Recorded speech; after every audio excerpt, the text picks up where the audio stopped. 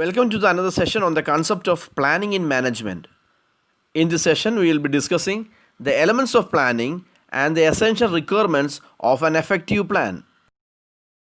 Planning as a managerial process consists of the following elements or components. They are objectives, forecasting, policies, procedures, rules, programs, budgets, projects, and strategies. First one is about objectives. The most important task of planning is to determine the objectives of the enterprise. Objectives are the goals towards which all managerial activities are aimed at.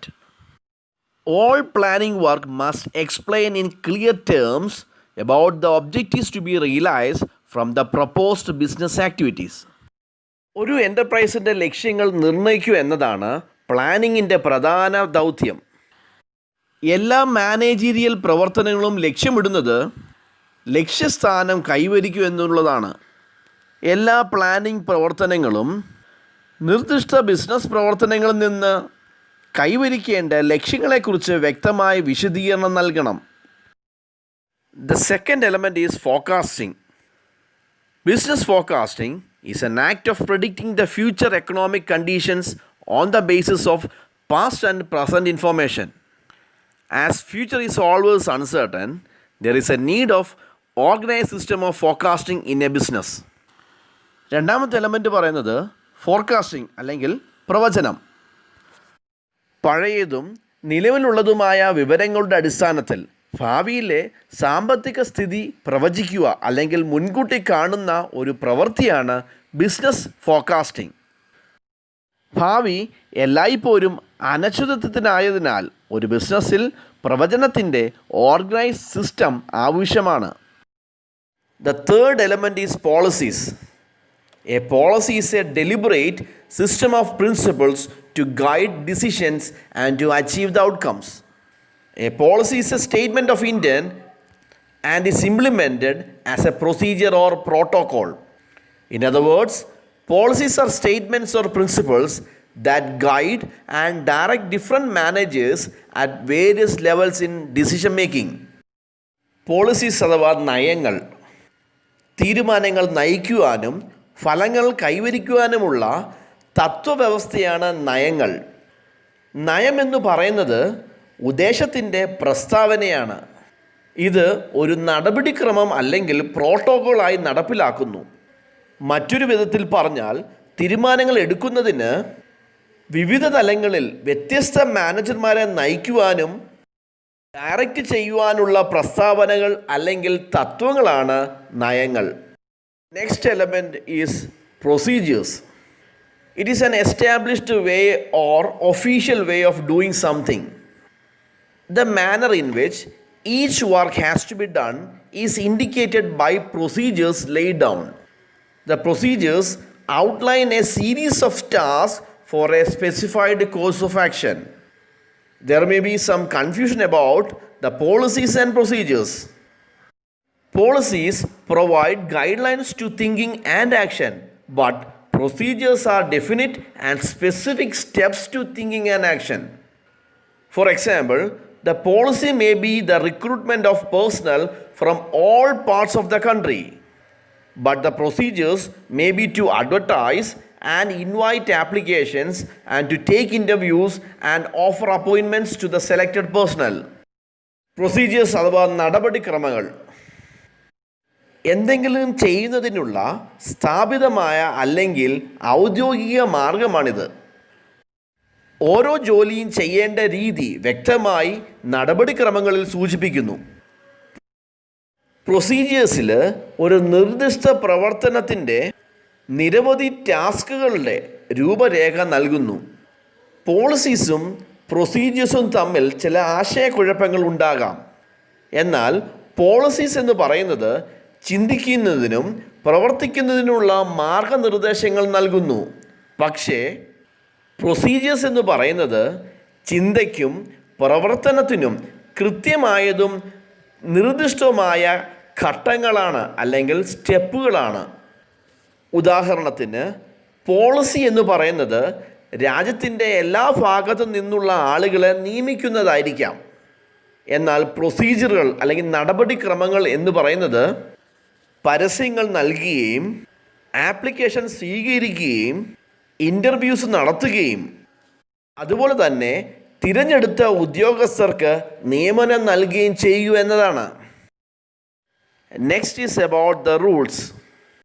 A rule is an accepted principle or instruction that states the way things are or should be done and tells you what you are allowed or not allowed to do.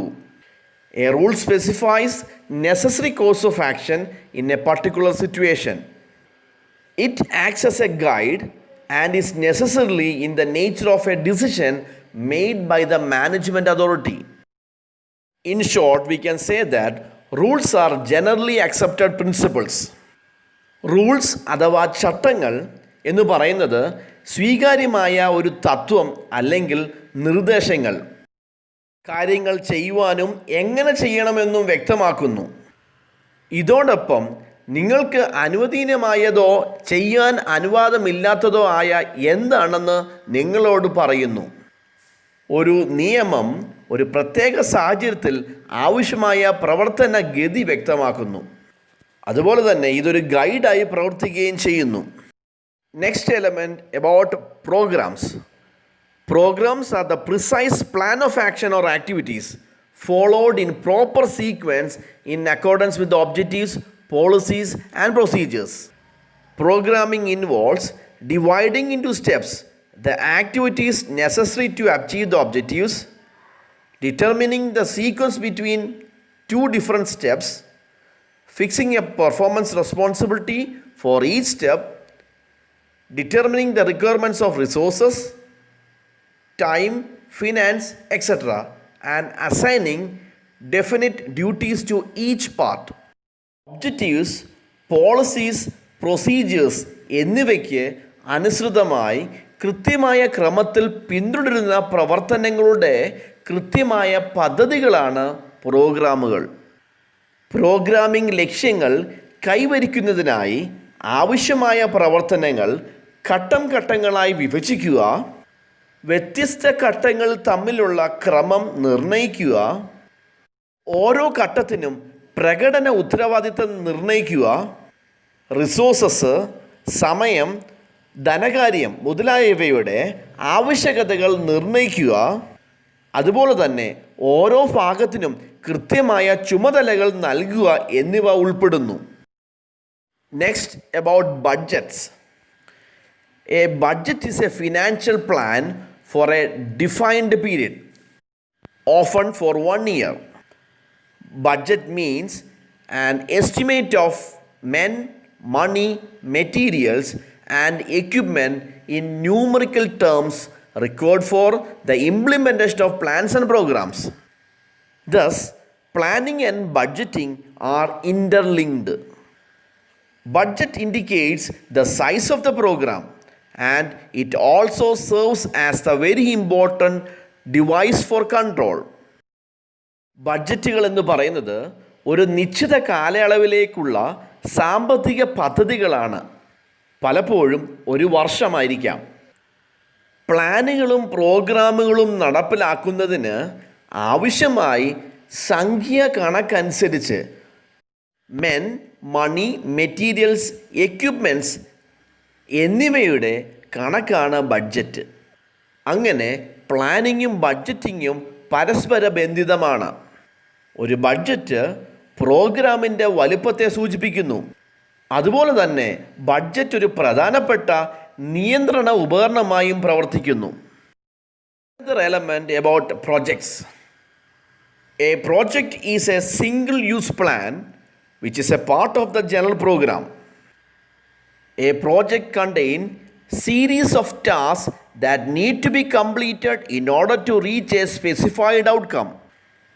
A project can also be defined as a set of inputs and outputs required to achieve a particular goal.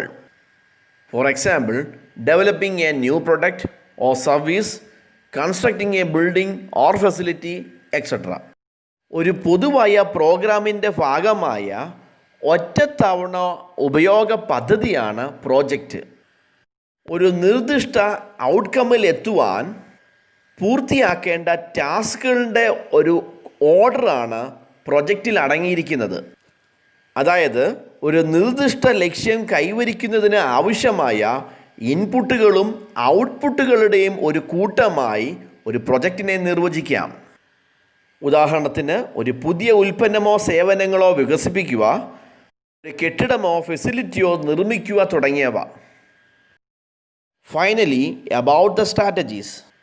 It can be defined as a plan of action designed to achieve a long-term or overall aim, such as achievement of a goal or solution to a problem.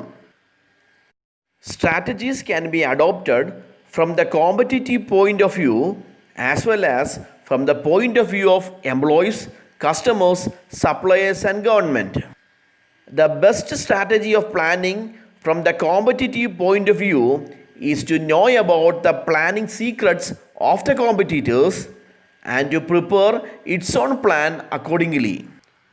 Strategies can overcome resistances and reactions according to the circumstances. They are applied as and when it is required.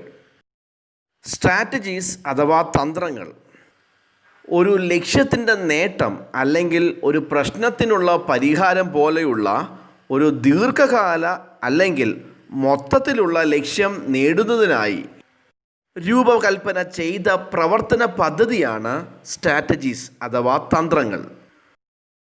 കോമ്പറ്റീഷൻ്റെ കാഴ്ചപ്പാടിൽ നിന്നും ജീവനക്കാർ, ഉപഭോക്താക്കൾ, വിതരണക്കാർ, government എന്നിവരുടെ വീക്ഷണകോണിൽ നിന്നും തന്ത്രങ്ങൾ നമുക്ക് മെനയാം.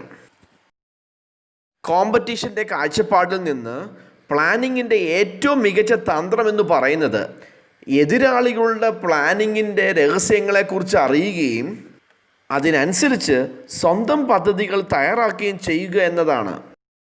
സാഹചര്യങ്ങൾക്കനുസരിച്ച് പ്രതിരോധങ്ങളെയും പ്രതികരണങ്ങളെയും മറികടക്കുവാൻ strategies അല്ലെങ്കിൽ തന്ത്രങ്ങൾക്ക് കഴിയും. അതുമാത്രമല്ല, അവ ആവശ്യമുള്ളപ്പോൾ പ്രയോഗിക്കപ്പെടുന്നു. Next, let us discuss the essential requirements of an effective plan. An effective plan is the one which helps in better management of the enterprise. Good and effective planning should have the following requirements. 1. Simple. Second one, well-defined objectives. Third, comprehensive. Fourth one, flexibility. Fifth one, economical. Sixth one, stability. Seventh one, free from ambiguity. Eighth one, balanced. Ninth one, practicable. 10th one, futurity. 11th one, action oriented. 12th one, participation. 13th one, reliability. And finally, the other qualities or elements. The following are the essential requirements of a good and effective planning. First one, simple. A good planning should be simple. Planning should be so simple and understandable that every employee of the institution may easily understand and implement it and may give his valuable contribution to the achievements of the goals. അതായത് ഒരു നല്ല planning ലളിതമായിരിക്കണം. Planning എപ്പോഴും വളരെ ലളിതവും മനസ്സിലാവുന്നതുമായിരിക്കണം. അത് സ്ഥാപനത്തിലെ ഓരോ ജീവനക്കാരനും എളുപ്പത്തിൽ മനസ്സിലാക്കുവാനും നടപ്പിലാക്കുവാനും കഴിയുകയും ഒപ്പം ലക്ഷ്യങ്ങളുടെ നേട്ടങ്ങൾക്ക് അദ്ദേഹത്തിൻ്റെ വിലയേറിയ സംഭാവന നൽകുകയും ചെയ്യാം. The second requirement is well-defined objectives. A good plan is based on well-defined objectives. If the objectives are not clear, neither the enterprise may function successfully and efficiently, nor other departments may provide their cooperation in the right direction. പ്ലാനിങ്ങിൻ്റെ അടുത്ത റിക്വയർമെൻ്റാണ് നന്നായി നിർവചിച്ച ലക്ഷ്യങ്ങൾ. അതായത് നന്നായി നിർവചിക്കപ്പെട്ട ലക്ഷ്യങ്ങളെ അടിസ്ഥാനമാക്കിയുള്ളതാണ് ഒരു നല്ല ഒരു പ്ലാന്. ലക്ഷ്യങ്ങൾ വ്യക്തമല്ലെങ്കിൽ എൻ്റർപ്രൈസിന് വിജയകരമായി കാര്യക്ഷമമായി പ്രവർത്തിക്കാൻ കഴിയുകയില്ല. അതുപോലെ തന്നെ മറ്റു വകുപ്പുകൾ അവരുടെ കോർപ്പറേഷൻ ശരിയായ ദിശയിൽ നൽകുകയുമില്ല. The third requirement is comprehensive. Planning should always be comprehensive and intensive. It should incorporate various items, time limits, objectives, policies, procedures, rules, powers and responsibilities of the officers and the employees, human and organizational activities. Planning എപ്പോഴും സമഗ്രവും തീവ്രവുമായിരിക്കണം. വിവിധ ഇനങ്ങൾ, സമയപരിമിതികൾ, ലക്ഷ്യങ്ങൾ, നയങ്ങൾ, നടപടിക്രമങ്ങൾ, നിയമങ്ങൾ, അധികാരങ്ങൾ, ഉദ്യോഗസ്ഥരുടെയും ജീവനക്കാരുടെയും ഉത്തരവാദിത്തങ്ങൾ, മനുഷ്യ സംഘടനാ പ്രവർത്തനങ്ങൾ എന്നിവ ഇവയിൽ ഉൾപ്പെടുത്തണം. The fourth requirement is flexibility.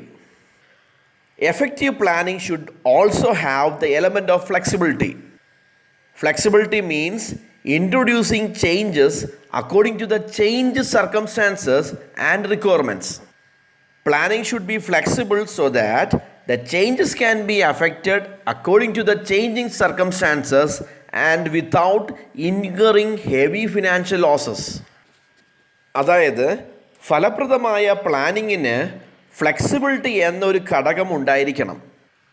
Flexibility എന്നാൽ മാറുന്ന സാഹചര്യങ്ങൾക്കും ആവശ്യകതകൾക്കും അനുസൃതമായി മാറ്റങ്ങൾ അവതരിപ്പിക്കുക എന്നതാണ്. പ്ലാനിംഗ് എപ്പോഴും ഫ്ലെക്സിബിൾ ആയിരിക്കണം. അതുവഴി മാറുന്ന സാഹചര്യങ്ങൾക്കനുസൃതമായി കനത്ത സാമ്പത്തിക നഷ്ടം ഉണ്ടാകാതെ മാറ്റങ്ങൾ ഉണ്ടാകാം. The next requirement is economical.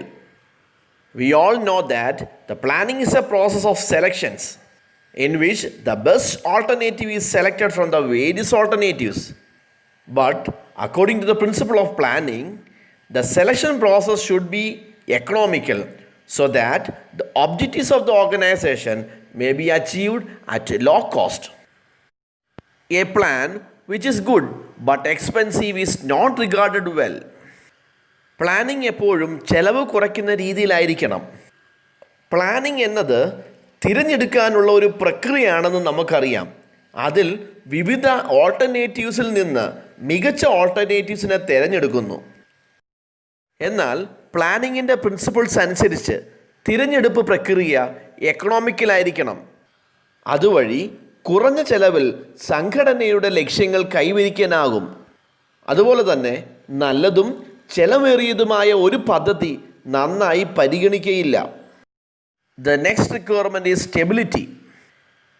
A good plan should always have a quality of stability, which means that due to the general changes, the plan may not require basic changes and general changes may not deviate the determined plans. Hence, for the stability of any plan, it is necessary that it should be formulated in consonance with the long-term circumstances. അതായത് ഒരു നല്ല plan സ്ഥിരതയുടെ ഗുണനിലവാരവും ഉണ്ടായിരിക്കണം. അതായത് പൊതുവായ മാറ്റങ്ങൾ കാരണം പദ്ധതിക്ക് അടിസ്ഥാന മാറ്റങ്ങൾ ആവശ്യമായി വരികയില്ല. അതുപോലെ പൊതുവായ മാറ്റങ്ങൾ നിശ്ചിത പദ്ധതികളെ വ്യതിചലിപ്പിക്കുകയും അരുത്. അതിനാൽ ഏതൊരു പ്ലാനിൻ്റെ സ്ഥിരതയ്ക്കായി അത് ദീർഘകാല സാഹചര്യങ്ങളുമായി യോജിച്ച് രൂപപ്പെടുത്തേണ്ടത് ആവശ്യമാണ്. The next requirement is free from ambiguity. The essential element of a good plan is that it should be always free from ambiguity so that it may be understood and executed easily. If the plan is ambiguous, it will lead to differences between the officers and the employees. Various doubts will arise, several problems will emerge, and efficient implementation and operation of such plans will not be possible. ഒരു നല്ല ഒരു പ്ലാനിൻ്റെ അനിവാര്യ ഘടകം എന്നത് അവ്യക്തതയിൽ നിന്ന് മുക്തമായിരിക്കണം. അതിനാൽ അത് എളുപ്പത്തിൽ മനസ്സിലാക്കുവാനും നടപ്പിലാക്കുവാനും കഴിയും. പ്ലാൻ അവ്യക്തമാണെങ്കിൽ അത് ഉദ്യോഗസ്ഥരും ജീവനക്കാരും തമ്മിലുള്ള വ്യത്യാസങ്ങളിലേക്ക് നയിക്കും. അതുപോലെ തന്നെ വിവിധ സംശയങ്ങൾ ഉയർന്നു വരും. നിരവധി പ്രശ്നങ്ങൾ ഉണ്ടായേക്കാം. അതുപോലെ തന്നെ അത്തരം പദ്ധതികളുടെ കാര്യക്ഷമമായി നടപ്പിലാക്കുവാനും പ്രവർത്തിക്കുവാനും സാധ്യമാകുകയില്ല. The next requirement is balanced. For effective and good planning, it should be balanced. This balance should be in the use of resources for achieving the objectives, in the long term and the short term plans, and in all departmental plans. ഫലപ്രദവും നല്ലതുമായ പ്ലാനിങ്ങിന് അത് balanced ആയിരിക്കണം. ഈ balance എന്ന് പറയുന്നത് ലക്ഷ്യങ്ങൾ കൈവരിക്കുന്നുള്ള റിസോഴ്സസിൻ്റെ ഉപയോഗത്തിലും long ടേമും short term പ്ലാനുകളിലും അതുപോലെ തന്നെ എല്ലാ ഡിപ്പാർട്ട്മെൻ്റൽ പ്ലാൻസിലും ഉണ്ടായിരിക്കണം. The next requirement is practicable. Effective planning should also have the quality of being practical. If the plan is not practicable, it will be impossible to implement, and such plans will prove to be just the paper plan or cashless in the air. ഫലപ്രദമായ പ്ലാനിങ്ങിന് പ്രായോഗികതയുടെ ഗുണമുണ്ടായിരിക്കണം. Plan പ്രായോഗികമല്ലെങ്കിൽ അത് നടപ്പിലാക്കുന്നത് അസാധ്യമാണ്. അത്തരം പദ്ധതികൾ വെറും paper plan ആയിരിക്കും. The next requirement is futurity. Planning is always future oriented.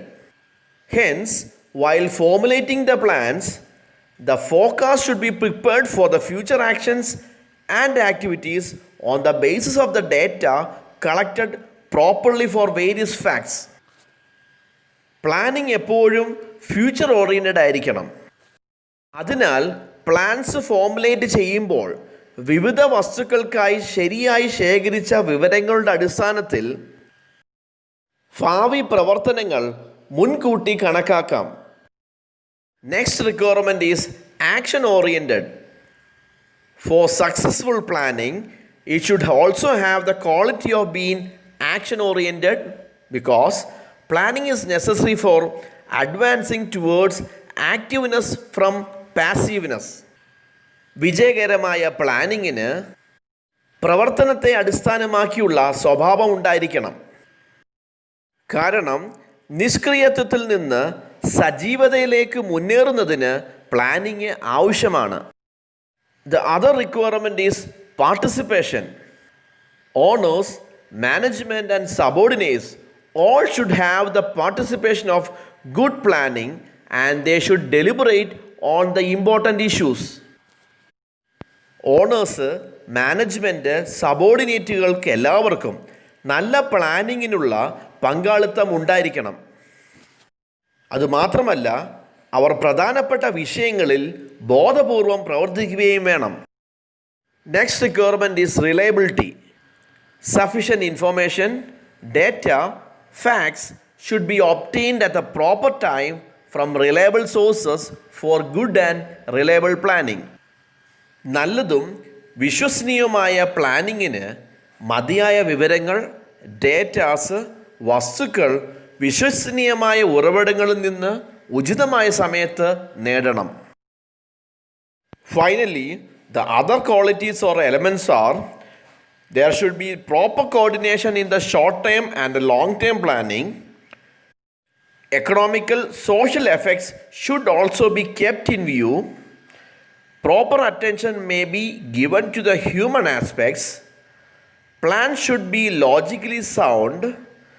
Responsibilities should be determined along with the powers delegated for plan execution. മറ്റ് ഗുണങ്ങൾ അല്ലെങ്കിൽ ഘടകങ്ങളാണ് ഷോർട്ട് ടേം പ്ലാനും ലോങ് ടേം പ്ലാനും തമ്മിൽ ഏകോപനം ഉണ്ടായിരിക്കണം. അതുപോലെ തന്നെ സാമ്പത്തിക, സാമൂഹിക പ്രത്യാഘാതങ്ങളും കണക്കിലെടുക്കണം. മാനുഷിക വിഷയങ്ങളിൽ ശരിയായ ശ്രദ്ധ നൽകണം. അതുപോലെ തന്നെ പദ്ധതികൾ യുക്തിപരമായി മികച്ചതായിരിക്കണം. പ്ലാൻ എക്സിക്യൂട്ട് ചെയ്യാൻ വേണ്ടി നിയോഗിച്ചിട്ടുള്ള അധികാരങ്ങൾക്കൊപ്പം ഉത്തരവാദിത്തങ്ങളും നിർണ്ണയിക്കണം.